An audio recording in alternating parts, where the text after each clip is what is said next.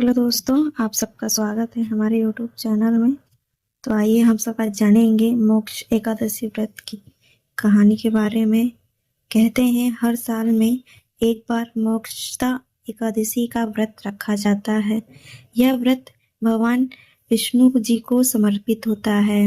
मोक्षा एकादशी का व्रत इस साल मार्गशीर्ष मास की शुक्ल पक्ष एकादशी तिथि पर रखा जाएगा। इस दिन विष्णु भगवान के भक्त जन व्रत रख विधि विधान के साथ पूजा करते हैं।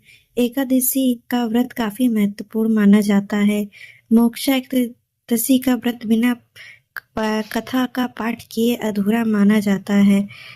मोक्षा एकादशी का व्रत इस साल मार्गशीर्ष मास की शुक्ल पक्ष की एकादशी तिथि पर रखा जाएगा। एकादशी का व्रत रखा हो या न रखा हो तो इस दिन जरूर मोक्षा एकादशी का पाठ जरूर करना चाहिए।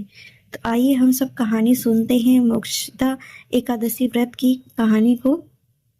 कहते हैं गोकुल नाम के नगर में वैखानस नामक राजा राज्य करता था।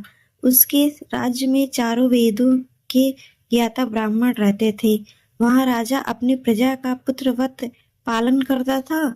एक बार रात्रि में राजा ने एक स्वप्न देखा कि उसके पिता नरक में हैं। उसे बड़ा आश्चर्य हुआ। प्रातः वह विद्वान ब्राह्मणों के पास गया और अपना स्वप्न सुनाया। कहने लगा, मैंने अपने पिता को नरक में कष्ट दे उठाते देखा है। उन्होंने मुझसे कहा कि हे पुत्र, मैं नरक में पड़ा हूँ, यहाँ से तुम मुझे मुक्त कराओ। जब ये मैंने सुना तो ये वचन सुनते ही तब से मैं बहुत बेचैन हूँ। चित्त में बड़ी अशांति हो रही है।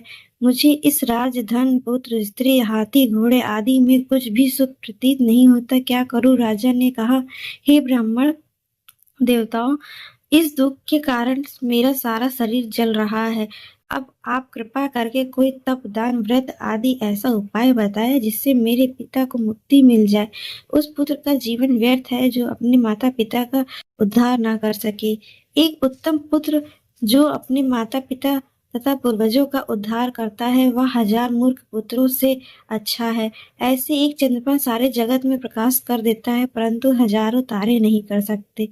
इसीलिए ब्राह्मण ने कहा, हे राजन, यहाँ पास ही भूत भविष्य वर्तमान के ज्ञाता पवित्र पर्वत ऋषि का आश्रम है।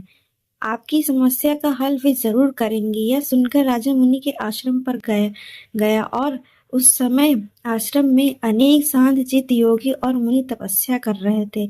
उसी जगह पर्वत मुनि बैठे थे। राजा ने मुनि को साष्टांगत दंडवत किया। मुनि ने राजा से कुशलता के समाचार लिए। राजा ने कहा, महाराज, हमारी आपकी कृपा से मेरे राज्य में सब कुशल है, लेकिन अकस्मात मेरे चित्त में अत्यंत अशांति होने लगी है। ऐसा सुनकर पर्वत मुनि ने आंखें बंद की और भूत विचारने लगे। फिर बोले, हे राजन, मैंने योग के बल से तुम्हारे पिता के कुकर्मों को जान लिया है। उन्होंने पूर्व जन्म में कामातुक और होकर एक पत्नी को रति दी, किंतु सौत के कहने पर दूसरी पत्नी को ऋतुदान मांगने पर भी नहीं दिया। उसी पाप का कर्म के कारण तुम्हारे पिता को नरक में जाना पड़ा। तब राजा ने कहा, इसका कोई उपाय हो तो बताइए।